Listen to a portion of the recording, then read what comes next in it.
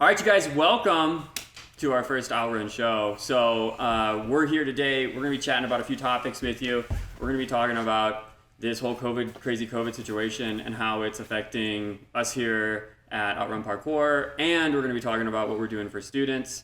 We've got some chatter about how we've been spending some of our time, which has a lot to do with some video games. So if you guys are into that, or at least you're curious as to what is going on with people who are entrenched in on the online community, which is still active during these times, stick around for that. And then we're going to talk a little bit about how we're coping with training at home and in isolation. So we are here today with Jesse Clark, Justin Clark, and myself, Travis Lee. We are the co-founders here at Outrun Parkour, keeping our appropriate social distance. Definitely got 6 feet here, at least, apart. And so we're respecting that. But let's kick things off. We're going to talk a little bit about what's happened, what we're doing here at our gym, and how we're adapting. So right out of the gate, we're a small business, and we don't have a ton of resources like a big franchise would have or whatnot. So we really weren't in a position where we could just give up on our members or just take an extended vacation. We really have worked super hard to deliver value to everybody. We've spun up online courses. We've been Justin especially, and some of our coaches like Corey and Laura have been super diligent about helping to build and produce these ground rails that we've been working on, as well as these precision trainers. And then Michael and Olaf our coaches have been working on some of the rails with Justin as well. And then we've spent a ton of time ramping up our online classes, which we are calling Outrun Online. Now, we have wanted to do that for a long time. Like, this has not been something that we just recently made up. It's been almost a back burner thing that's been pushed to the front for everybody to work on and put our hearts into. And so we have actually been putting in some overtime on the online classes, and that comes in the form of the lessons that are recorded on YouTube, and then we also have live lessons that we're doing through Zoom. That's where you can get your interaction. And if you're a member with us, you're getting essentially the opportunity for one-on-one attention through privates through Zoom as well. So kind of the flow has been the students who've been most engaged have been taking the online lessons and then jumping in the live lessons and engaging with their favorite coach and whatnot, and us, and then also following up with whatever it is they want to focus on. I've been having some great one-on-one sessions with a lot of my students who are just getting the chance to pick a particular weakness or something they've always wanted to focus on. I have one person who's focusing on building their climbing strength, for working towards climb-ups, and I have another athlete who's been doing some speed comps, and we've gotten the chance to review footage. And so while I've been distracted from teaching, like being able to teach normal classes, really had the great opportunity to connect with some of my students one-on-one and work on their individual goals. So I really feel like the value for membership in some ways has shifted, but maybe more because the one-on-one attention is so much. Have you guys had a similar experience? I know some of you guys have been working with Epic students and in our program and whatnot. What do you guys think about that? What do you guys think about, is the value the same? Or is it just different? I would almost argue right now with the amount of attention that we're giving individual members, the value may actually be a little bit higher, even though access to the facility is restricted. Just because that one-on-one attention is something that most of our members are striving for, right? And a lot of athletes who take their practice seriously absolutely want some more guidance on where they can go with their practice. And even if it's just with a Zoom lesson, right? Which actually the convenience of being able to say, hey, can you pop on for a half-hour call or a 15-minute call while your client's having cereal in the morning is super convenient for everybody, and you can give them direction that and otherwise in the gym might have gotten lost to the wayside because you're trying to talk one-on-one with somebody and other members come up or parents come up or even other coaches and they get you waylaid, right? As they're just like, hey, like I need this or I need this. So the conversation can be more intimate about the member's practice. The value may actually be, in that regard at least, the value may actually be even higher. Yeah, I feel like that too. I feel like it's just different, It's different, for sure. Yeah, I mean, it's very different, but it's also parallels the way that we started parkour. We never had a gym when we started out. We, we're learning all our moves in the gym or in the house, in the basement, on cardboard boxes, learning breakdancing, vaulting over the couch. And so I think it is nice to share that same problem that I had as a kid learning parkour and trying to find out where to do it, and going around meeting with kids and being like, all right, show me what you got in the house, and you know what, that's what I would swing from, and that's the exact same spot where I learned my moves. So it is neat to be able to take that journey with the kids and share that experience that I had growing up learning parkour in the grass and in the basement, and just connecting kids with them on that level. And it is a different environment, but I think it is very valuable to be able to see the kids in their environment where they feel comfortable, and to tell them what they can learn at their homes, and apply those techniques that they originally thought they could only learn here, and help them learn them in other places. Yeah, I think the key difference being that when we were messing around, and everyone can relate to this, when you're messing around on furniture, or your kids are messing around on furniture, or you're an adult messing around on your own furniture, all right, which is also common in our community, is like, having the mentor is what matters. Like, having a coach really matters, and that's the difference between, I think, just like watching stuff online and sort of getting an idea, and then I just find tremendous value also in like recording my training. I don't know of a bigger accelerator, because I'm really hard on myself. I don't think there's anything that I say, to a student that I haven't said to myself before, right? Mm-hmm. And so when I watch my own video and I watch my own training, I am super critical of myself, and as I become a better coach, it's easier for me to even coach myself because I typically listen to myself. I think it's worth noting though, I do the same, right? Like everything from my lifting at home, and just my workouts, like which if it's a particularly challenging day or something like that, I'll record that session just so I can review or just have it in the backlogs if I ever need to look back on it. But I think it's important to note that if you are recording yourself training, to be critical, but not so critical that you end up just like paralyzing yourself, right? Because I know that for a lot of people who are new to filming themselves training and doing that sort of video review style, they look back and they'll look at it and they'll be like, I could have stood up straighter, my strides could have been cleaner, my handstand could have been straighter, whatever. And that's great feedback, but then they stop there, or they keep going in the opposite negative. Instead of being like, how can I train to make that better? And coming up with ideas, they're like, man, I suck at handstands because, I banana back, or, I'm not keeping my head tucked between my shoulders, or whatever it is. And they just keep this like self-deprecating humor, right? Yeah. Which is a thing we joked about for a very long time, that there is no self-deprecating humor when we train. It's just not constructive at a deep level. It's okay to be humble, but it gets to a point where it's obvious that you're imposing like self-judgment. Some people just hate to hear their voice. And hate to look at themselves on camera, but you got to be comfortable in your own skin, and you got to know too that can change. So I think right when you start recording yourself, like what you're saying, your first impulse is, if it's no good, throw it away or delete it. And I would say no, keep your old. I love my old early attempt trainings, because whenever I feel like I'm falling short where I'm at now, I can literally just go back and look at myself during that time and be like, wow, okay, well there's a before and after. So just for you don't have to share it, hide it and wait till you are really good.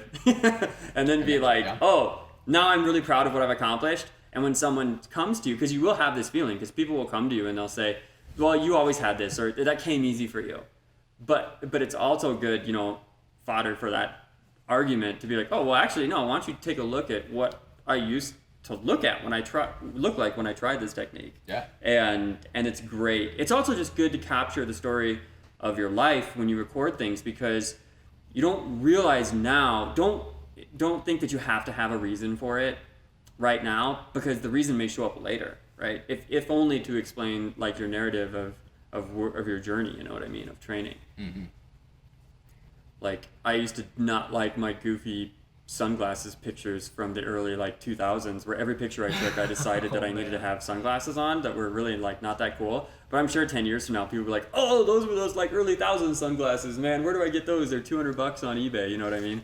It just happens for some reason. I know because it happened with the 80s, and I used to hate like my short pictures as a kid with like a Thundercats tank top on, you know, running around like kicking trees or something. But now like those pictures are my favorite because they're so ridiculous and over the top. There's also something to just be said about just the pure enjoyment of looking back at something in the past that was your training, right? There's definitely things that I've looked back footage-wise and I've been like, oh wow, like that I actually don't know if I would do that same thing now. Like when the very first parkour gym in Colorado opened, Justin, off of Lawrence Street, right next to the homeless shelter. We did a performance when the gym opened. This was Apex Denver's first location. And we had a little performance there, and there was there was this door that was up on the second story about where the mezzanine is in our gym. And it didn't have a door on it. It didn't even have a stairway down. It was just like a door that just dropped off, right? We had the stage. A door to nowhere. A door to nowhere. We had the stage There were set a up couple there. of those actually. Surprisingly, super yeah. sketchy. The humble origins of parkour gyms, and we had a stage platform. It was probably 6 by 6, right? And it was about like 6 feet up off the ground, and about 6 to 8 feet away from that door. And during the performance, I had a part that I would running gainer out the door onto the platform and then continue across the stage. Like So where's the platform goes out the door? So no, the door's there. The door's got to drop. And then there's just down to the ground. Nothing. And then there's 8-foot gap 8-foot gap to the 6 by 6 platform. And what's a gainer? A gainer is a running gainer is where you do a backflip but travel forward. So in this case, I was running out the door, jumped, and I would do a backflip over the gap and land on that platform. And today, and maybe it's the fact that like I'm older and I like have assets and I'm like married and I I have more to risk. Yeah. But at the same time, like that's a skill now that I don't have, right? And I wish I had footage of that. I'm sure maybe there is somewhere, if I ask around. But I wish I had footage of that because that's something that's so cool that if I'm being honest, I'll probably never do again. Not because I don't think it's cool, but just because I have no interest in doing that. The risk is different. The risk is different. The mindset's different. But back then, when I put myself in the mindset of back then, I'm like, I never thought about it. I don't recall a moment where I was like, oh my God, this is so intense. Like right now, I'd be like, okay, you can do this, Jesse. You practice. But back then, I mean, I was also like 15 or something like that, And so back then, I was like, you were. And I just went for it. And that's cool to have too, because I'm sure you have some stuff with your like wushu practice where you're like, whoa, like my forms are really crisp back then. I wish I could get that back. Oh, I mean, the vast majority of stuff that I wish I had recorded and even had a camcorder at that time, right? Everybody's throwing the VHS effects on their video, their beautiful 4K video, but glitch effect. All right, for that nostalgic feeling. But the vast majority of stuff that I wish I had was also like really so I try to when I'm trying to put intention into crafting like scenarios, like how I'm going to spend my time, I love to say that my objective is to foster nostalgia. And what that means is just really not try to hide the moment I'm in. Don't hide the goofy sunglasses. Don't hide the short shorts or the baggy pants or whatever it's going to be in the future. And who you're with and the faults, but that's like the seasoning of the moment. And when we foster nostalgia, we're trying to create a very authentic situation. And authentic just means like real and like not and like transparent. And a lot of the stuff that I wish I had was like the locales that I trained. There were places in the US, and this stands for parkour too. I wish I had more footage of places that I've explored through parkour.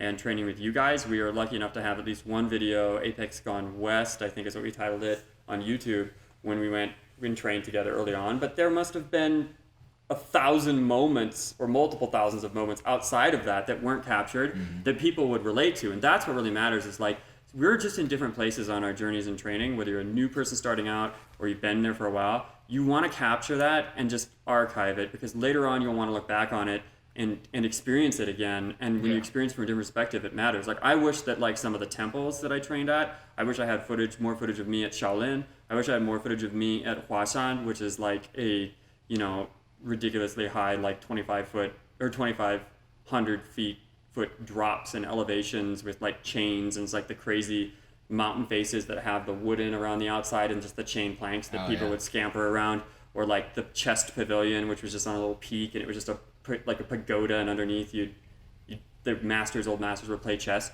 Like I was around those things, and I was also around people who were very amazing and interesting, and I just wish that I had more of those moments still archived, because I think they're relatable. And when someone comes and they're like, oh, this is what I want to get into, and regardless of what the sport or the activity is, people want to attach themselves to like-minded people who are on a journey. And I wish I had more of that. And so now I do a lot to archive it, because even in my 30s, I'm like, I now get that I'm at some point, hopefully will be, twice my age, and want to look back on this and be like, but I was there when buildings were made of wood. And I would train on these things, and I would jump, and we didn't have these different, apparatuses to keep us safe and whatnot. So that's what we want to do for students. I think that my intention, especially when it comes to the younger kiddos, is foster nostalgia, and just know that like whether you were growing up and you were watching, like this is the difference, and this is what we're able to do, I think, than compared to traditional sports in a lot of ways. Is when you were growing up, like I had the Ninja Turtles, or I had like kung fu movies, or I had early parkour videos to some degree, and then I couldn't experience that in the same way that someone who's interested in parkour now can, because you can find these people who to you seem like superhuman, and you can find these people who train, and you can train like them and train with them, and we can provide an environment where that's not so constrained that you can't make it your own, right? Like you can come in here, you can train, you can do classes, you can work out, but you can make it your own. It's not so structured that there are so many rules to the game that it's lacking your ability to sort of like just experience it. I think that's what's unique about what we do. So a kid comes into a class, they connect with a coach, they're like, oh, that was kind of like my martial arts teacher, or kind of like the person I looked up to and wanted to become in some ways. And I got to be around them, right? And I got to train with them. It's a very unique experience too, because when I think about like my time in traditional sports, I was never really a traditional sport person. I'll preface that. You guys know that. But it's not like I was, getting coaching constantly from a coach who was a phenomenal football player. My coach was a fine coach, in all of these sports, all of them were. But they weren't the same athletes that, that you could look back on and be like, oh, wow, like my coach, used to play in the NFL or whatever. Or I'm sure there are cases of that, but parkour is so different in that almost every single coach in the parkour world, and especially here, are also phenomenal athletes. And if they're not at their prime now doing the craziest things that they've done ever, they like still at one point gainers did, or whatever. Right? Yeah, they still at one point did. And if that, there's footage to back that up usually, right? Of training history, of progression, and that builds a much closer mentorship bond with the student when you can literally be in the exact same shoes that your student was in, or vice versa, right? The kid can be like, I know that my coach Justin is in his prime awesome. now. You haven't even peaked yet, all right? Yeah. And that's a mentality everybody should have, that they haven't peaked yet. You should have that attitude no matter what, right? Yeah. Like we've got David, one of our students, who's in his 60s, and he's crushing it. I thought you were talking about Coach David at first. Oh, yeah. He's not in his 60s. That being said, I have brought up David to David, and younger David has said, I hope that's me. And that's almost reverse, because that's the coach looking at a student and saying, man, that's all that matters to me, is that I could still love to do what I do later on in life, right? That's one of the biggest fears when you're younger, is just like, am I going to give up, right? Isn't it just that? It's like, you might say, oh, I don't ever want to get married and settle down, but you just don't understand the value of that. But really what you're saying is like, I don't want to give up on what I love, and I don't want to give up. I don't want to. I like to say I try to live by the rules of not betraying your childhood self, and meaning like when you look back on who you are, it's like, would your childhood self look at you and be like, that guy's awesome? Because I just think kids, like, they're so sincere. They're just like, no, I know amazing when I see it. That's amazing, and I don't want what would be the equivalent of my childhood self to look at who I am today and be like, that's like disappointed, right? Yeah. So sorry if anybody feels like that version of themselves would feel crushed by who you are today, but there's still time to change it. Always time to change it. There's still time. Yeah, I exactly agree. So I mean, this environment's super important. I'm gonna drop a shameless plug here. It's super important. We want to keep our culture thriving and what makes us different and bringing that value. So I want to talk a little bit about what some of the things are people can do to help support us through this time, right? Because we think we'll survive. I still believe that these are the good old days. I look back on like when I really do, because it's the problems I'm not going to say are like, I just know we're going to have struggle in the future and we're going to achieve great things as a culture. And we'll look back on this and be like, that was tough, and people will want to be able to say, I was there and I was a part of that when it was tough, because it makes for a good story later on. Yeah, too. I don't think the good old days were ever like, oh, it was so much easier for me back then to do what you youngins are doing. It's always harder.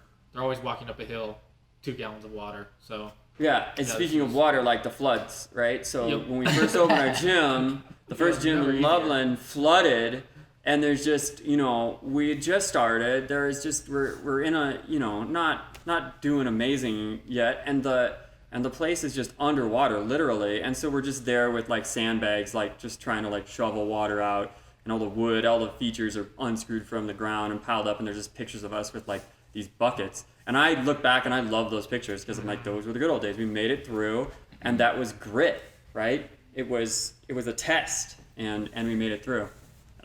Yeah, I think back at that time, and it still makes me chuckle just thinking about it. I'm sure there's pictures on our Facebook of like the floods and stuff. I mean, we had, 10 inches of water in our lobby, right? Just like splashing around in there. And what's cool about that too is I remember when the floods happened, we had the garage door closed, we had sandbags in front, and then the water just like kept coming.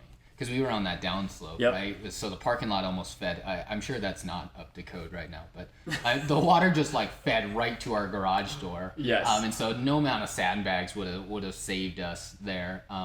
But I just remember when the water kept leaking through, like all of us, nobody was like, oh my God, we're ruined, we're done, this is the end. It was just like the whole team was like, we need to get the boxes up off the ground because they're wood, they're gonna warp.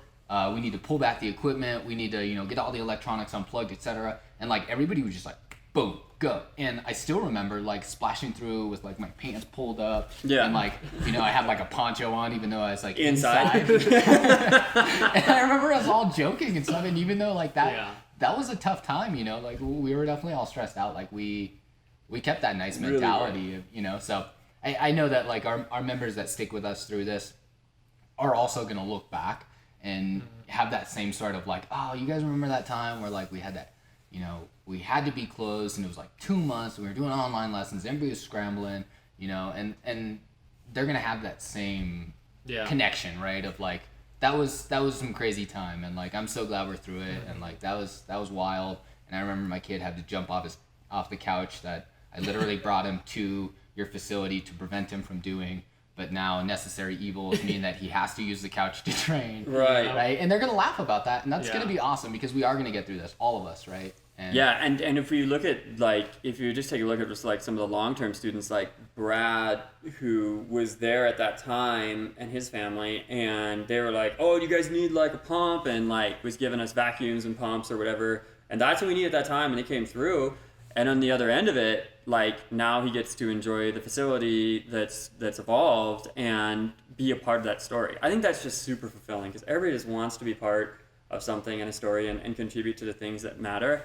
And that's what I hope happens with this, with this stimulus stuff and whatnot too, is that we as Americans are able to come together and support local business. Like I'm still like ordering out. Like I go to my favorite restaurants and I order out. I had sushi yesterday. I buy to go carry out from the different businesses, even though I could cook at home and whatnot. But I do it because I just want to throw down and make sure that stuff's there on the other side of things.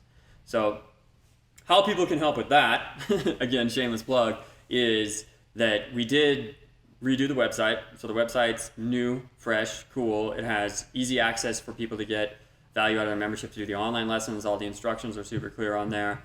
But if you're not someone who's a member and just supporting us through membership, but you want to, you haven't in the past, you're just in the community of parkour, or you believe in our culture and what we do, you still can just go buy a t-shirt or get like some of our training stuff, our rail trainers, precision trainers, which are these cool like blocks, which I never thought that I would use. I'm like, that's a chunk of wood, sir. Like I don't know what I would use a chunk of wood for with a stable mat drilled into it at the bottom.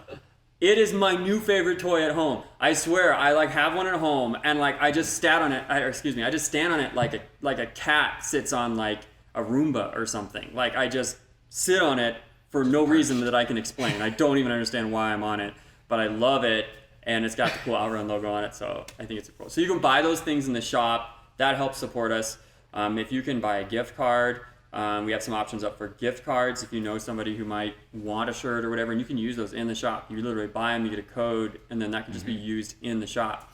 No pain of like shipping, so we're keeping everything like nice and clean. In-store pickup for local folks, or we'll ship to you and figure out a way to do it for you if you're outside of town for most things. The other thing you can do too is we have a lot of students who have been adversely impacted because they were affected directly by COVID. They lost their jobs, they're unemployed, and these are, their parents are trying real hard, but they can't afford membership. They can't afford to do those things. And for some of those folks, we're just trying to still help them with online stuff. But when things come back around and they got to start affording classes and whatnot, one of the things that we're doing is introducing a sort of like student sponsorship thing where you can actually just help pay for another student's membership who can't come and afford to come right now, right, to classes, and then we're discounting that so that we share some of that cost as well. That option's also on the website. So just a ton of ways to kind of keep things going. And if you are somebody who's like, I know I'm going to be here for another 6 months or whatnot, you can actually just buy your membership up front. That helps us with cash flow and keeping everybody paid. One of the things we said we were going to do right out of the gate before there was any talk of anything else was make sure that our coaches were taken care of first, and make sure that people who depended on us, both our members, for a sense of our culture and delivering to them value that was equivalent to whatever membership was, and then also making sure coaches who needed us to pay for their rent and eat and whatever, they're in tough spots too, but we're still paying them. So I think that's important. I'm not trying to brag about that, but I'm just trying to set our values out there and just say, we're not somebody who just gave up on our people and laid them off. Like we treat them as much like family as is appropriate for a company. You know what I mean? I think it's worth mentioning too that a lot of our coaches, despite the fact that we told them, we're going to continue to pay because everybody needs to band together. I mean, a lot of the coaches are still coming in and they're polyurethaning the boxes, they're doing the live lessons, they're filming the video lessons. Yeah. They're doing these things even though in truth, we would pay them just for sitting at home, but because they know they're a part of the community, right? They're part of the heart that pumps blood into our community. They know that, and they want to contribute back to what we have here and to our members. And so I think that's amazing. As a business owner looking at that's super cool to me. It is, and I also want to throw out there that some of our coaches as well, the first thing they said was, "Look, you don't have to pay me." Yeah. A lot of them did say that, and I think the ones that could find some way to make it work said, I'll make it, I have some savings, or I'm getting help from family or another source, or I have another sort of, part-time gig or whatnot. They said, you don't, give me what you can. And that was awesome, but we just thought that the fair thing to do was to be like, no, we're a business, and, we save to try and handle these things. We've got a little bit of time in us, which is quickly disintegrating, right? But we were good enough employers too, to just know that we have to be able to take care of our people as well. So I think that is exceptional. And I think to me, so I've been thinking about what like my core principles are for just like my values and whatnot in relationship to training. And one of the things that I think about is a lot is culture. And I think that, you know, community folds under culture, you know, relationships, the environment is under culture, your tendencies, your reasons for why is under culture. But that culture piece is really what matters to me for fostering. And I just think that your company is going to take care of you, because let's be real, this is America, and I wouldn't hold your breath for government to take care of you in a lot of ways unless that system already exists for it. We're learning that definitely with some of the stimulus stuff. But that, you know, your family, your relationships, that culture really matters. The other thing I want to talk about real quick is, again, so the website's outrunparkour.com. Go on there, look at the treats, see what you guys can do to help. Anything helps. Buy a t-shirt, share a t-shirt, whatever. We'd love you for it regardless. Or if you're not going to buy a shirt, but you know somebody that was shared on Facebook, you know, posted around, send it directly to them and be like, hey, these shirts are kind of cool. You might want to buy it. Yeah, I'm a little bit biased because I know that we did it pretty much ourselves, but yeah, we did it ourselves. The new website and logo is culture. Like, it is a good representation of us trying hard. and if you go in it, like, it actually just, if you aren't going to buy anything, or you just want to see a really, like, a lot of people don't know our backgrounds, you know, we all love design. And you can tell that when you come into the building, and that's part of our culture and what makes our gym unique. And people will say that, they're like, wow, this is really clean, or these shapes are interesting, or I really like your gym, the shapes are like, did you guys come up with it, or who'd you hire to do it? And a lot of that comes from just our different talents, right? And we all have a design background, and some of that, you know, just spans awesome projects that you guys wouldn't know about. I won't dive into it too much, but just like supporting big companies when it comes to being creative. And then that's kind of on the outside, but that design aspect is so important in our culture. And when we sat down and redid the logo and did the most recent Outrun logo, I mean, this was a massive project. It was, I would argue at this point, it's probably the biggest creative undertaking that I've done in my life when it comes to a specific project. Because it was not just coming up with a world-class, like, above amazing logo and brand identity for us. You know, we've been around. It wasn't like a company that just said, hey, I'm going to start a new company, and here's what our logo is. We waited 7 years of business together to say, hey, here's what we think captures the spirit of our identity and what we're excited about, and it has those elements of nostalgia, yet it's serious enough that an adult can like it, but a kid can relate to it because it's just fun.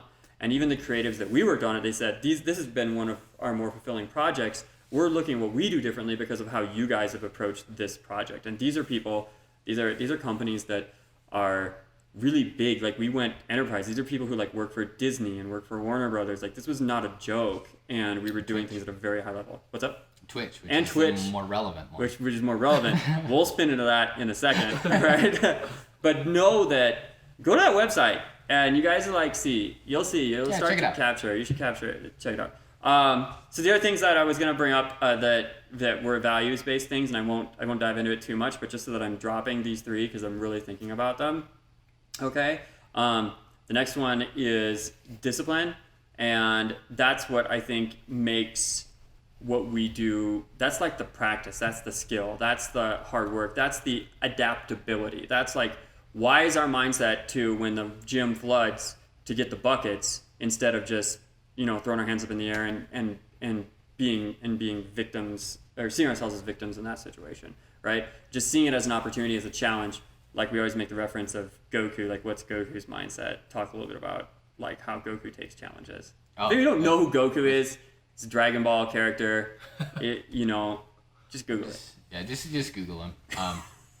If you don't, then you're obviously younger than us or significantly older than us, which is both very cool. But Google it. Maybe watch just like a highlight video on YouTube or something, so you get the general. Yeah, like if you Google Goku inspirational video, you're gonna get some wild stuff. You'll get some great stuff out there for sure. But yeah, what's that mindset like? We've talked about this before. What is the Goku mindset to challenge? The Goku mindset is that growth doesn't happen unless there's a need, right? The quote that we always joke about when Travis and I are training or Justin and I are training is that I'm going to sound really bro-y right now, but is that power comes in response to a need, not a desire, right? And so when you get these challenges like this, for our members, this is being stuck at home and not being able to come to a super cool facility that has everything built for you, that's fun and feeds that creativity. Like that's your need, right? And you have to rise up to that, because it's just not going to manifest on its own, right? You're not going to be able to just be like, oh, I want to get better at parkour, and that's just kind of a side hustle passion for me. Like, if you want to grow, you want to stay healthier, you want to get better, you need to find a need for that, right? And the need is the motivator. This is where the discipline piece comes in. It arrives from a need, not a desire, but the discipline is about being a good student. It's about that competence. And right now, not only do people want to find something to do at home, but they also want to connect with their leaders, their coaches, their mentors. And people should know we're available. Like, you're at home, you're working hard, we have plenty of time right now to connect with you. And you send us the videos, you follow the online stuff, you get connected, or even if you just want to make a connection with us and you haven't yet, but you're listening to this, like, we're available. We're very available people. We always have been.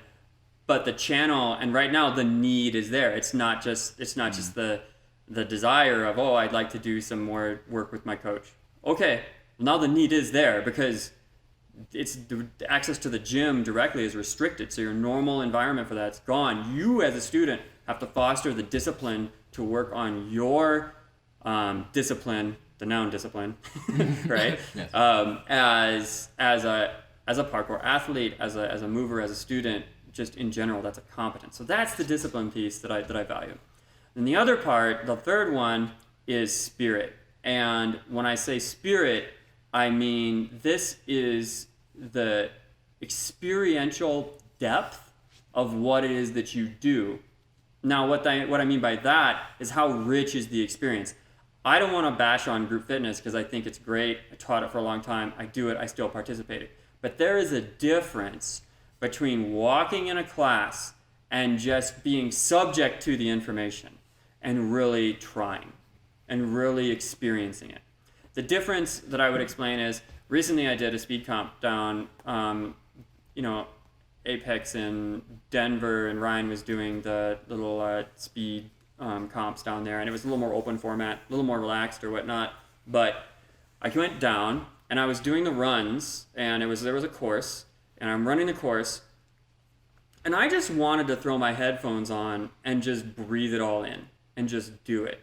And it's one thing to just go down there and just go through the motions, but it's the other thing to recognize the opportunity of the moment and say, look, we got all these people here who just love doing parkour right now. I'm going to dip in, I'm going to throw my headphones on, I'm going to do this speed course, which is probably not tactically the best decision to you need sound, you need your vestibular system to be on point. But I just didn't care. I was like, I want to live this right now. You soak it in. When I was a wee lad, I think I might have been somewhere between the ages of 7 and 9, just based on where I remember the memory being. I remember being bored and going outside in this orchard that was outside of the farmhouse that I kind of grew up on. And I remember acknowledging that at one point I wouldn't be able to scamper and scramble around on trees and be like, oh, I'm a kid, and right now I can, scamper up there and I can get an apple and I can swing from this branch and I didn't know I was doing parkour at that time. I think if you would have looked at it, you would have been like, oh, that's parkour. But we always say, well, that's not, you never took parkour lessons, you didn't learn what a precision jump was, you didn't learn what a lâché is. But in that moment, saying, I am who I am, and I'm going to climb this tree and play like a kid and explore my environment and experience it, because I know that one day I may not be able to, or I'll want to look back and say, oh, I wish I could be myself when I was 8 and play on something like this. Having that foresight, the spirit was there. That's the spirit that I'm talking about. And that's the difference between the spirit and the discipline, because there's all this debate in parkour about, okay, well, yeah, people watch, I do that when I was growing up. You see me running around the backyard, you see me, I'd play in the creeks and in the forest and stuff like that. But then as athletes will look at it and be like, yeah, but that was just a kid falling down a hill, basically. That wasn't, the discipline, what's different? And that's, to me, the difference between the discipline and the spirit. They both have value. But the spirit is that I was a kid running through the forest, or I was a kid scaling the buildings, or a teenager, or whatever. Or I was a parent playing with my kid. The discipline is the skill and the mindset and the training that is like, okay, I did a really big and complicated thing, and that belongs to parkour. Right? It's the intention. Yeah. It's the intention. It's also the competence. The skill, they're like, right? Like, can I do a broad jump? Do I know what to apply with? That's the discipline, right? Or am I hard enough working to keep at that? So those are the three things I wanted to bring up, was like culture. We talked a lot about that. The discipline that we talked about, that work ethic, that competence in parkour, the discipline, the skill. And that's why I say it's not just an art, it's a discipline. I would just put martial arts in the same category, and I'd put dance in some ways in the same category as well. And then we have the spirit, and that's the connection. That's what really binds, like makes your experience super authentic, is that spirit. So cool. So that's what we're going to talk about. But you mentioned Twitch, right? Yes. So let's talk a little about, real quick, what it is we're doing with our time. We're not only working super hard, but our other outlet is video games, and people don't know that they may assume that we just go home and train. I kind of like to talk, a little bit of trash about video games. Yeah, so we play together. I secretly play them. What? I secretly play them a lot. Yeah, it's yeah, exactly. So we play. Right now, we're playing Apex together. Like, that's how we connect, and we have pretty good rules about. Like, we don't talk shop, we don't talk about business when we're in Xbox chat. We've tried. It doesn't last very long. It's not highly unproductive. It's so hard. As soon as you get some good loot, or you get into a conflict, the business side goes out the window. But I think it's also great because it can be pretty stressful, navigating a business relationship and a friendship, because the truth is that we're all very close friends, mm-hmm. and we all share a lot of the same interests, and it can be very easy to have that kind of switch over and like end up polluting the waters, right? So it's very nice when we jump into the chat that it's like, I know that Travis is only going to talk about finding an R99 with a gold barrel stabilizer. And that's all he's going to talk about and want. That's a weapon in the game if nobody knows. So like the context is we play Apex Legends, the video game right now. We played Fortnite together before that, but right now, and then we all share the common like origin story of Halo, right? So yeah. That's the style of games we prefer to play together. But there's a chat on there, and I feel like I'm getting on there. I'm just saying, like, parents or siblings or kids who are listening, like, basically, if you're not of age, you probably shouldn't be on the live chat. I mean, no. I hear kids on there, and I know what goes on live chats, which I'm not a fan of, but I'm just saying, like, I mean, if you ever wanted stranger danger, well, that seems like a great place for it. Yeah, I mean, aside, I don't have kids. Justin doesn't have kids. Travis is the only one with kids here. But if I were a parent, I probably wouldn't let my kids play the game at all, or at least not play the game when I'm not like actively sitting next to them watching the game. But regardless of how you want to parent, because there are a lot of parents out there that are really awesome that probably let their kids play this. The chat, just stay away from the chat. Even if you get a great team, for reference, Apex Legends is only like you're chatting with your party. So you're trying to chat with people that are cooperative, but sometimes their voice chat is not so constructive. So I've just never ran into a cooperative voice chat other than people that I'm really? deliberately connecting with. Every once in a while, you'll get one guy, but I mute it. Personally, I mute it. As soon as that load screen comes up, I'm like, mute, just, As soon as you get in the loading screen and the guy's like, hey, anybody got any mics? Mute. Or it's usually some little kid like, I'm like, mute. Okay, why is that 6-year-old on this game? Like, also there's just a degree of violence in that game that I feel like is different than Fortnite. So if you're out there and you're looking at like Fortnite did have guns in it, but it was almost like kind of nerfy. It's cartoony. It was cartoony. Apex Legends definitely has real weapons. It's not super gory, but it's very obvious. There's blood.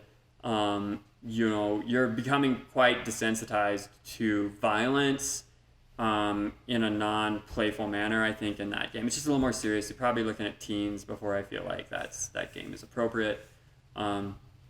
and then the chat stuff gets a little weird. Well, one of the complaints, if you guys do play Xbox, that we were talking about topics for today, and I think Jesse quite seriously wanted to bring up the subject of Wraith's hitbox on the game. Oh yeah, so Wraith is a character in the game, and she's about like 5 foot nothing, and she's pretty thin, and she is the hardest character in the world to hit, especially when I'm playing on console, because she's like it's like trying to hit a hummingbird with a Nerf gun. Like, it's just not gonna happen. You can aim as much as you'd like, but the hummingbird's just like everywhere. So respawn devs, just a shout out, if any of you are listening, you should probably just like a 1 or 2 pixels on the side, a little bit of thickness would go, because my favorite character, Pathfinder, is quite literally like a metal semi truck running down the street with his hitboxes. Right. Like, nobody misses me.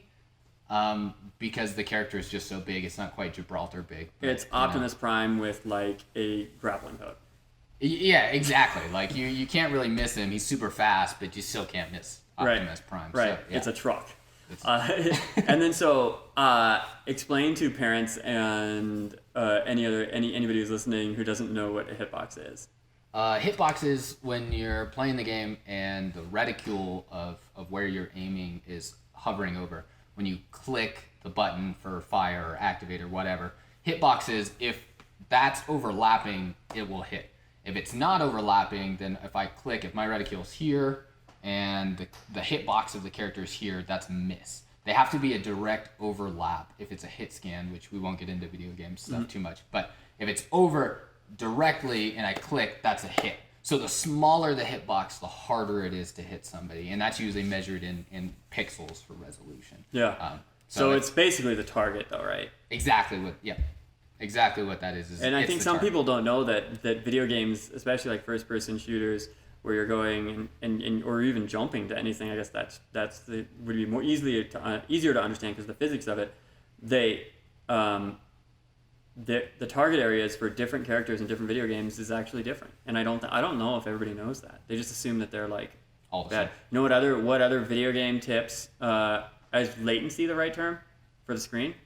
Yes. Well, latency has a couple of different things if you're talking about network or if you're So now we're into hacks, all right? So I want to talk about hacks on video games. So if you suck at video games, I just wanted you to know, like, this is what I tell myself, it might not be your fault. Whoa now. I'm just saying. Taking the blame off of yourself is one of the classic gamer moves. Right, but that's very gamer of me, I guess. But at the same time, it's like, dude, when we were originally playing Fortnite together, I had been out of games for a long time. Fortnite was sort of the first one I jumped back into since basically Halo and a little bit of Call of Duty, right around the time I was getting married, which quickly disappeared. So the first-person shooter experience for me, I was playing on a nicer, I had what I thought was a nicer TV. I had a big TV. It was a Samsung TV. I thought it was fine. I'm plugged in through HDMI. I think there could be no difference here. And I'm just losing left and right. Like, every once in a while, I would do decent, but it was so bad that there is forever this stigma that I'm horrible at video games now. So, like, my KTD, my kill to death ratio, is forever just enshrined in, like, very, very, very novice or beginner levels because of this. And I remember we'd been playing about for a year together, and I was on my screen, like a loading screen or something, where I was actually just aiming like my sights on my weapon or whatever. I'm like, man, how come it is I move my freaking controller and there's always like a second delay between when I move it and the target on the crosshairs on the screen actually moving. And Justin's like, wait, like, what kind of TV are you using? I'm like, oh, it's the TV at home. It's just like my regular TV. And he's like, yeah, that's gonna happen because there's this issue with latency and just the ability for the screen refresh on my monitor at home, even though it was technically a computer monitor, even though it's a TV. And then so what can we do to fix that? Because I fixed that, and I wasn't like the best afterwards, but multitudes better. Like survivable, it's like golfing with somebody who takes 30 strokes to get through a hole, and then it comes down to something more reasonable, like 8 to 10. You know he's not the best, but you don't mind that he's riding around on the golf cart. Yeah, you're not waiting all day for him. Right, exactly. Yeah, I guess if you're struggling with that, the obvious answer is you need a new TV. You're probably running on something older, but so if you're playing on console, most games are going to be coming in at around 60 frames a second is kind of the new standard, which means you need a TV that's going to be doing at least 60 hertz is what we call it. That's how many times the screen refreshes each second. So obviously, if the game's coming out at 60 frames a second and your TV's at 30, which is a pretty old TV, I might add, those aren't going to sync up. So half of those frames you're going to miss. So while somebody's moving at 60 frames, you're only seeing 30 of those frames. So some TVs have settings called like a game mode where it brings it up from 60 to 144. 144 is kind of the new standard if you're on PC Master Race.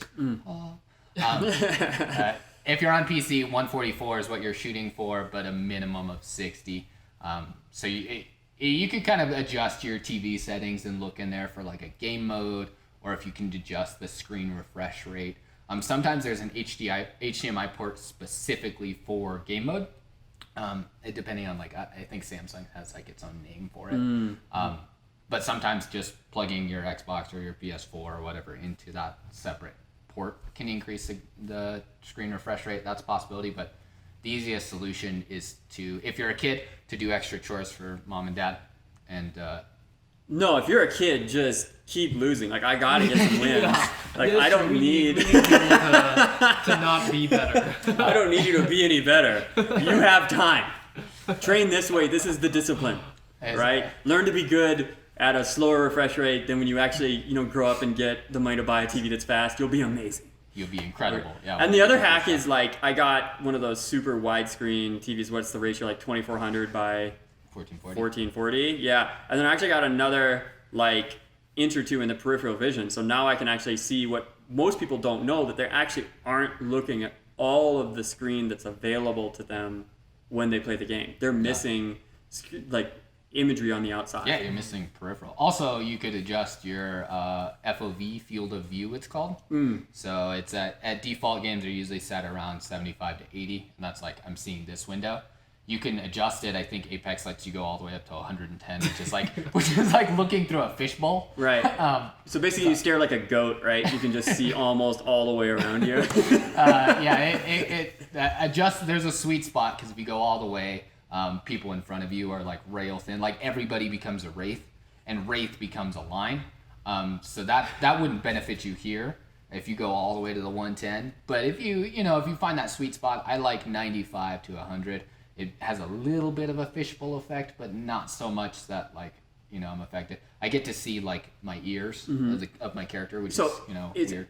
And I'm gonna expose some ignorance here, but that's all right because I'm all about vulnerability and learning. Is that Omnivision? Because Omnivision, does that come from? To what reference? I was gonna make a reference to. No, I was looking for a different, like. What's the herbivores, right? What about them? So they're different than predators. Yes. Like your eye position, if you're familiar with anthropology, which I am, is that I studied anthropology. I dropped out of anthropology in college, like many other subjects, including Chinese business and a bunch of other things. And so, like, what we learned was that typically, the eyes of predators are set in the front of the skull, and the more you're, I guess, for lack of a better term, evolved to be food, the further apart your eyes set back. So if you look at like the goats and whatnot, they're always trying to see if something's gonna get them. But if you look at like your snow leopard, he's like, and if you look at us, right in front, predators. Yeah. So it's like it's the benefit of both worlds. Like you start to get the goat effect where you can see your periphery. Right. You can get goat vision. Yeah, and as soon as somebody jumps out at you, you can run. But herbivision. But to bring it more relevant for the parents that are still listening, thanks for listening. There are if your kids into video games, been into video games my entire life, and like I'm a huge proponent of them. But I also recognize that. Just like anything else, just like parkour, they can be dangerous if you're not monitoring that in the right ways, or you're not giving correct guidance, which is why we're here as coaches, so kids don't just go out and like jump between rooftops and end up getting hurt, right? We're there to guide what is good about parkour in the right direction. So parents, I think it's your duty as the adult, if your kid's into video games, to research that and understand that and guide them in the right direction. And part of that is, like we were saying, not letting them participate in the party chat until they're old enough to know that like this isn't what people say in the party chat isn't a reflection of real life, right? Like if you wouldn't say that to somebody face to face, then you shouldn't say it over party chat. And if somebody's saying that to you in party chat, then you need to dismiss that as that person's just not a good influence on me. Mm-hmm. So there are moves like that, and I would just like to say that like I'm not a parent, so I'll preface that I'm not trying to give like parenting advice. I'm trying to give video game advice from somebody who plays a lot.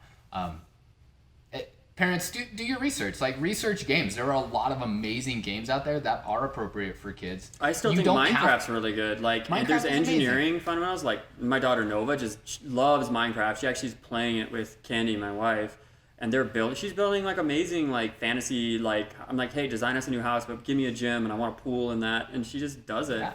That's great. She doesn't need to be playing with a first-person shooter. She doesn't need TikTok. She doesn't need Snapchat. Please, I don't even think she needs like kids messenger app, but. Whatever. Well, and then also my wife gets a lot of messages from Nova about the daily ongoings. The daily ongoings of Nova stuck at home. The other thing I was gonna say was that this like another Travisism here. Don't outsource your critical thinking. Like you should trust us in what we do, but you should also keep oversight in any coach or any discipline that someone is messing with. I tried really dumb stuff as a kid. I jumped from, out of barns and did little baby roof gaps from my house to like a chicken shed and stuff like that. Like, I probably shouldn't have been doing that, or at least I did it and got away with it, but it would have been totally okay for my parents to be like, hey, by the way, if you've ever been thinking about jumping from one roof to another, let's not. That's not required. It's not like you need to do that. And with the chat stuff, you just don't know. Like, with big data, Microsoft owns Xbox. Yes. There is good reason to believe that at least in transcript, anything you're saying on the internet right now may exist into perpetuity. It would actually be smarter of them to take all that voice audio and transcribe it just through some sort of like, Google transcript. It's on the server somewhere. And then just store that, because you can get mountains of text and condense that into, kilobytes of data. Mm-hmm. So yeah, that would be smart of them to do that. And then they can actually run a query that's like, hey, how many times did somebody mention Twitch? Right. Oh, in the past month from all of our transcribes. They could run a query and they could be like, oh, Twitch was mentioned 2 million times, so we need to partner with Twitch now. If anything, if that's happening and we know it, anybody who's listening, comment. I want to see I'd be interested in that. That'd be really interesting. I would wager that's what they did, and that's why Microsoft now has Mixer, which is their own streaming platform, because they probably probably not through that exact method, of course, but now they have Mixer to compete with Twitch as part of like the streaming platform, because that data is out there, right? They know even on console like what you're talking about, and that's if you're not keeping it to the video game. We can be sure of this, just from my experience in technology and what I think most people are aware of, some amount of data is being collected about you when you're using the chat. We don't know whether that's the exact language. We don't know if that's stored in text and audio. And even if it isn't, it was on a server somewhere at one point. It means that it could be stored. And I guarantee, and we know that the Microsoft business model is in data now. It's not about hardware anymore. Apple, hardware. Right, so they have a vested interest in delivering a better hardware experience, and they're very obsessed with security in relationship to that, which is why we prefer iMessage for chat. But Google, Facebook, and Microsoft, they're in a different business model. They're in the data business model right now. So that's something to think about. Aside from video games, what are you guys doing to train your home? Let's talk about some of your home training secrets and what your routines are. Oh yeah. Yeah, video games are my decompression. Those are my, I want to I want to turn my brain off and not think, because as entrepreneurs, I'm sure you guys are the same way. If I'm not actively doing something else, I am thinking about the Yeah. business, right? I'm always thinking about it. And I'm always just like mulling over thoughts and stuff. And so that can get very tiring. So video games are my decompression. Those are my like, turn my brain off. I'm not thinking, I'm thinking about having fun and laughing and smiling. Right. But I told myself at the start of this like self-quarantine that I was going to come out of this stuff stronger, healthier, more fit. I was going to pursue those both for me aesthetic goals around my around like my body image, as well as like performance goals. And so early in January, February time, I bought a bunch of weight equipment. I have like a whole like barbell rack and bumper plate set at home, and I was like, I'm gonna work. So pretty much 4 or 5 days a week, like I'm down there for an hour or two, like working out. But that's me, right? Like I set that dedication because I was like, again, right? I have the need, which is I'm locked at home. I can't train at the gym. I can't meet up with the people that I like to train with. So it's up to me to take that in my own account and train. But yeah, I mean, I've been grinding for lack of a better term. What have you been working on? What have you learned from what you've been working on? What have you discovered? I mean, other than like the things that are relevant to us as like athletes, what's relevant to maybe listeners is that what makes working out at home a lot easier is if you have a program. So rather than going downstairs, if you have some gym equipment, or whatever that you've bought over the years that have been maybe sorely neglected, instead of going downstairs and being like, okay, like let's shake off the dust and find something to do, instead, before you go down there, maybe the day before or in the morning when you wake up, sit down, get a piece of paper or get a laptop and type out what you want out of your workouts. Say maybe like, I want to be able to curl like 100 pounds in each arm, which is a ridiculous amount. But whatever your goal is, How about sit just down. jump to something? Maybe you're like, I want to be able to do box jumps, or when I come out of quarantine, I want to have like a certain length broad jump, or when I get back into the parkour gym, I want to be able to do my climb up, so I need pulling strength. Set those goals out, and then research on YouTube, like what are exercises that are good, or if you guys are a member, you have access to us. Yeah, and if it's just a question, to be honest, like just hit us up. Like we have a super broad base of foundation. Like it's parkour is our passion. Parkour is at the center of what we do. It's definitely the spirit of what we do. But we also became very knowledgeable in most things, coaching and athletics. So hit us up with that for sure. Another thing is I've had some people talk to about just the rail balance stuff. Like their goals were like rail balance, and they've just gotten better at rails. They're tired of falling off rails. They can balance on the rail for like way longer than they ever could before, just because they always have one in their house, and that's the goal. So if you need a goal, hit us up as coaching. But you hit a record on back squat, right? Yeah, just the other day. Yeah, What was that? From grinding out. I got 320 pounds was my PR. Personal record. PR's personal record. Yeah. Which was really awesome for me because not that long ago, nearly I think it was November, was when I hit a goal that I've been chasing a long time, which was a 2 times bodyweight back squat for me. Which for those of you listening, like lifting and parkour often seem like they're on opposite ends of like the athletic training. Lifting is absolutely beneficial for parkour, and you need parkour for your reason for why you're lifting. So, so they definitely go hand in hand, which is why like a 2x body weight squat mattered for me as a parkour athlete. But that's and so 320 but lifting's not your primary focus. Let's just make that clear. Correct. Yes, lifting is not my primary focus. It is. It's just very hard to do the sorts of training that I would want to do in parkour. High level parkour training, requires a lot more space. Yep. And definitely on the nicer days, I try and get out and go train. But for the most part, like when I'm stuck at home, lifting's just the easiest method for me to get those gains without having. And there is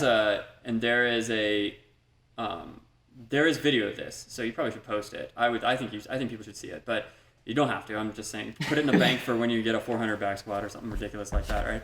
So that's fine. But this was a deep back squat. Like I saw the video of it. It's very legit. Like no one would look at it and say that was not a good rep. I mean, to do a back squat, double bodyweight back squat is a testament of for the depth that you did it at is a testament to training a very full range of strength and being a very thorough and conscious athlete. Like your intention through back squats was to get better and use the back squat to get better, not just to hit higher numbers on those back squats, because you are at the bottom of that squat, and there is plenty of time to see that it was there, and the weights are also very clear if you don't believe that the weight was actually there. So I think you guys should check it out. I think you should post the link. I think you guys should look at that back squat, and as you grow in your training, if you're thinking about these sort of things, we're competent in that. Like people might think, oh, they just jump on stuff, they're smaller guys, but go look at the Chinese Olympic lifting athletes. They're not huge dudes all the time. You can be a small guy and be super strong. Strength is very neurological. So you can look up to us for that as well. And I think I'm dropping some content. I'm about to drop some content on the clean that you guys can take a look at as well. The bottom line is, like, at some point, if you're active, you're gonna come across lifting. It just happens now. I think one of the points I want to make is that, like, yeah, it's not appropriate for younger age people. But as you get older, it's sort of like teaching your kids about the dangers of drugs. It's like that drugs can be used to help people or they can be used to hurt people. Lifting, it can be used to help people, but there are definitely some dark alley lifting mechanics out there that you don't want to be involved in. And you want to say, hey, Junior, if you go out there and they tell you to do Olympic lifts for time and the number of reps you can get in, you probably shouldn't. Like, I'm just saying that's the thing. So check that out. I've also of a similar mindset. Like I've been saying, I want to focus on making myself better and setting goals. And so I've actually been going the other direction where I've moved away from lifting stuff and I've moved into more doing just applied parkour, recording my parkour, teaching my students and whatnot on video, but also working on those techniques on my own, cleaning myself up, watching recordings of myself and cleaning my technique up, as well as working on some of the deeper, like wushu, the old like martial arts stuff I used to work with. Recently connected again with some of those instructors and my coach in Chicago, Daniel Pacina, Master Pacina, and so yeah, I've been just having a lot of fun going inward, to be honest. Yeah. I love to be adaptable. I love a challenge, and every once in a while you're like, I wonder what would happen if I just had a month to be alone. Or maybe no one thinks like that, but I've thought that before. Well, here it is. Yeah. So if you're looking for your silent retreat moment, don't say you never had a chance. Instead of paying $10,000 to like fly to Bogota or Thailand or wherever and like sit Sedona with the guru, like this is time to practice your self isolation skills and like whether or not you alone can conjure the willpower to improve yourself without any sort of outside influence or inspiration. You gotta just get better yourself. Justin, I was just gonna say, Justin, you haven't chimed in on training yet. Yeah, but you've been doing stuff here. Your craft is crafting. I mean, living in an apartment, there's almost no training that I can do except for stretching and tanning. So that's been the main focus. Do you count tanning as training? Right now, yeah, it certainly counts. He's like the early martial arts masters who's mimicking animals for survival, and because you have house cats. Yeah, because you've got that's all you do is stretch and sit. So in the sun. you and the cats suntan as part of your training. You can witness it if you're driving on Prospect there. I'll usually be out there at 10 a.m. And for the record, tanning is very beneficial, especially as we come out of like winter time where we're not getting a ton of sunshine. Tanning is absolutely beneficial to your health. You should probably be trying to get in some sunshine. If you're like our lovely friend Travis here, and your genetics are from the very, very north of the planet, very far from the equator. Very far from the equator. Neo-vamping. Then you should definitely take some time and meter that. I don't need much. It's in the beginning of the season. It's maybe, I'm be honest, you guys, maybe 2 to 4 minutes in direct sunlight, and I can feel the burn. Yeah, that's. I don't know if that's fortunate or unfortunate. That's in the beginning of the season. Later on, and I'm very conscious of like what my body feels like. So I can feel the heat. And then later on, that I acclimate, but definitely early season, whoo, man, that's rough. But you've been building stuff. No, and the apartment life has been interesting because because I know I'm not the only one with the problem. Trying to find obstacles that they can use in a tight space. So those balancing rails, those precision blocks. But yeah, recently Lindsay, my fiance, has been doing those bar fitness classes, and they have these really cool like brass handrails that are like mobile, and so that's what I'm looking at welding next. But inside the gym, yeah, we've been doing quite a bit of construction and welding and building. So right now we just got that 8-foot bar set up made so that we can finally swing from a bar to a bar in the gym, which we lost that ability a while ago. But yeah, I think apartment parkour might be a product theme that we It's definitely you're doing market research right now, right? He's doing product research, and he's like, what needs can I fill? But that's what we do. We're the lab. We test it ourselves. That's a difference. We don't just make stuff up. Yeah, for sure. We create, we test, and we experiment. And the new bar setup is really cool. Justin welds. So Justin is the chief architect of the business. That's his C-level position. Doesn't quite pay like most C-level positions, but well, but the passion's there. But the passion's there. Yeah, the competence is there. Exactly. So we're some homegrown folks, and he's been doing welding. He picked up welding. What other skills did you have to pick up to help lead these projects? Carpentry, is that carpentry? Yep. Mm-hmm. Right. 100%. We had to learn how to frame in here. We had to learn some flooring. Yeah. Yes. We had to brush up on our trigonometry.